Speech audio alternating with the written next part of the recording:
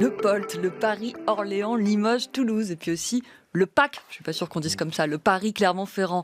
2 lignes ferroviaires dégradées dont les usagers dégoûtés sont venus manifester hier à Paris leur exaspération, accompagnés d'élus et d'acteurs économiques. Ils sont repartis tout autant en colère après une réunion qui a tourné court au ministère des Transports. Bonjour Chloé Peutat. Bonjour. Vous êtes consultante, autrice de La révolution ratée du transport ferroviaire au XXIe siècle. C'est publié l'an dernier aux éditions du Bord de l'Eau. Merci d'être venue ce matin. Dites-nous, ces lignes sont-elles particulièrement dysfonctionnelles ou s'agit-il, à votre avis, d'un ressenti d'usager ? Alors déjà, ce qu'il faut peut-être quelques données sur la fréquentation de ces lignes-là. Donc le POLT, donc comme vous l'avez dit, le Paris, Orléans, Limoges, Toulouse, c'est à peu près 3 millions de voyageurs par an.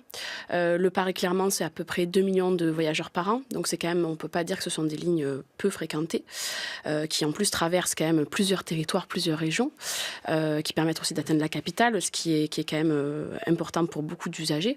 On sent quand même là dans le message que vous avez diffusé une vraie colère, on sent une vraie colère, mais qui est liée à un agacement et à une situation qui dure depuis des dizaines d'années finalement, sans solution proposée par l'État. On est en termes de chiffres, on est à un train sur 5 qui est en retard. Donc c'est vrai que quand on regarde ce chiffre-là, on se dit bon, peut-être que c'est pas tant que ça, surtout quand on parle de retard, c'est plus de 5 minutes de retard. Donc ça veut dire ça englobe pas peut-être le nombre de trains avec plus d'1 heure de retard. On pense aussi à l'événement qui a eu lieu en janvier avec plus de 12 heures de retard sur ces lignes-là. Donc il y a quand même peut-être aussi entre guillemets une surréaction, mais qui est liée à une situation qui dure depuis des années. Quand vous dites un train sur 5 a du retard, c'est sur ces lignes spécifiquement. Est-ce que c'est plus ou moins que la moyenne nationale ? Sur ces lignes spécifiquement, effectivement, ce retard-là, on n'est quand même pas mauvais en termes de retard en France. Je ne sais plus quel est le chiffre, il me semble que c'est 12% de trains en retard au niveau national. C'est moins que chez les Allemands, par exemple. Donc effectivement, on pourrait considérer que sur ces lignes-là, il y a plus de retard que sur d'autres lignes. Ce qu'il faut dire aussi, Chloé Peutat, vous avez commencé à nous dresser cette carte de l'aménagement du territoire. On est entre les 2 grands axes qui partent au sud depuis Paris, en direction de Bordeaux et en direction de Lyon. Et là, c'est toute la partie centrale de la France qui est quand même particulièrement sous-équipée. Aucune ligne à grande vitesse, seulement la route ou ses intercités qui marchent mal.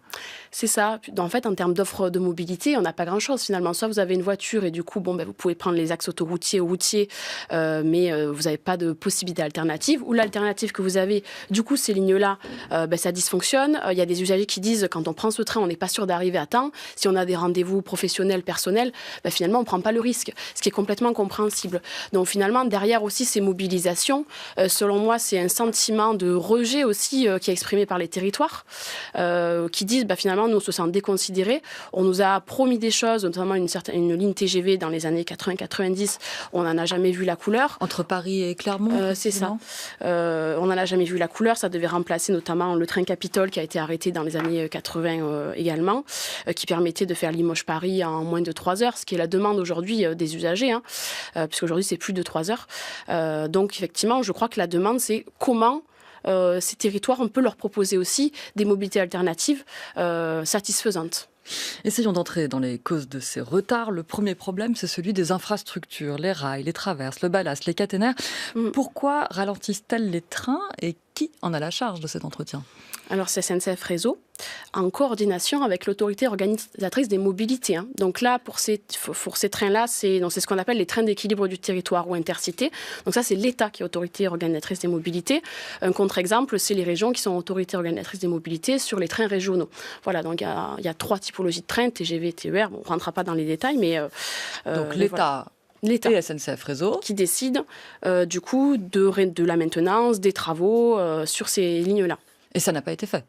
Alors il y a des travaux qui sont lancés depuis 2018 pour rénover et moderniser toute l'infrastructure parce que du coup elle est très vieillissante. Donc qu'est-ce que ça veut dire une infrastructure vieillissante ? C'est qu'on va réduire aussi la vitesse des trains pour des questions de sécurité. Donc forcément ça peut engendrer des retards, ça engendre des allongements de la durée des trajets. Et donc pour pouvoir augmenter la vitesse et sécuriser aussi le réseau, il faut faire des travaux, il faut moderniser, il faut mettre de l'argent sur la table. Oui, c'est ce que disait un cheminot. Il y a eu un manque d'investissement de maintenance pendant des des années. En conséquence, maintenant, il y a des travaux en permanence. L'autre problème, c'est le matériel roulant, comme on dit, les locomotives principalement, mais aussi les rames. Là encore, tout est vétuste, Chloé Peta, sur ces lignes. C'est ça, donc ce sont des trains corail, qu'on appelle corail, qui circulent et qui sont vraiment vieux. Et donc forcément, ça aussi, pour des questions de sécurité, on va réduire la vitesse, ça peut induire des retards. Le confort n'est pas au rendez-vous, les usagers le disent quand on les interviewe. Il y a eu une commande de rames qui a été passée, des rames type oxygène auprès d'un constructeur espagnol. Ça devait être livré en 2024.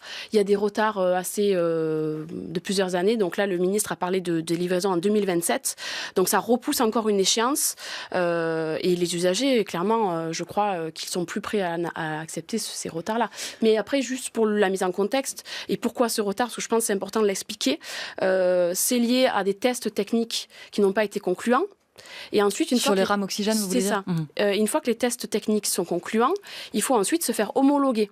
Parce que pour des raisons de sécurité évidentes, on ne va pas faire circuler un train non homologué sur le réseau. Ça peut engendrer des retards et puis, pire, des accidents.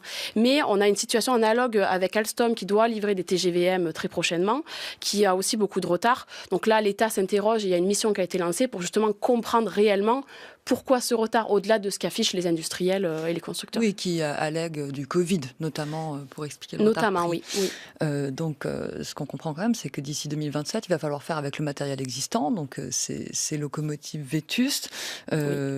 Pourtant, les investissements sont lancés. Est-ce qu'on peut dire qu'on a, à l'heure actuelle, rééquilibré les investissements entre les lignes à grande vitesse et les trains d'équilibre du territoire dont on parle, où on a encore ce déséquilibre historique ?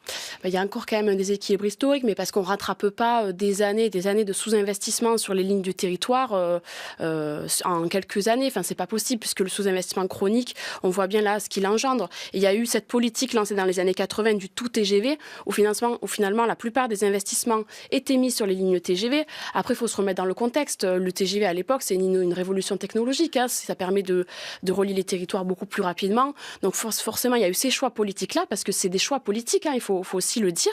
Et aujourd'hui, on en paye les pots cassés et on a privilégié finalement des mobilités qui sont... le TGV, c'est pas vraiment la mobilité du quotidien, au détriment de ces lignes-là qui sont les trajets du quotidien, et c'est la plus forte demande aussi des usagers aujourd'hui. Et vous dites que c'est pas encore rééquilibré complètement ? C'est pas encore. Pourtant, c'est ce qu'on nous annonce, que ça est fini, le tout TGV. C'est de manière générale, sur les investissements TGV versus rénovation du réseau, c'est en train de se rééquilibrer un petit peu, parce qu'il y a quand même cette prise de conscience, puis il y a l'ouverture à la concurrence qui fait que il faut aussi rénover les lignes pour attirer les nouveaux entrants. Sur ces lignes-là spécifiquement, il y a quand même des gros travaux qui ont été lancés en 2018. D'ici 2027, c'est 3 milliards qui vont être investis sur ces lignes-là. Donc, ce qui va permettre de moderniser le réseau. Il y a aussi l'achat de ces rames qui a coûté quand même un certain prix. La question, est-ce que c'est suffisant ? Mais surtout, c'est la question de la vision. C'est-à-dire, aujourd'hui, là, on se dit 3 milliards d'ici 2027. Et après ? On va ne plus rénover, ne plus moderniser. Donc finalement, on va retomber dans une situation de sous-investissement, de nouveau les mêmes problèmes. Et ça vaut pour l'ensemble du réseau. Et vous avez dit un mot d'ouverture à la concurrence pour laquelle ces lignes sont concernées très prochainement. Merci beaucoup, Chloé Peta.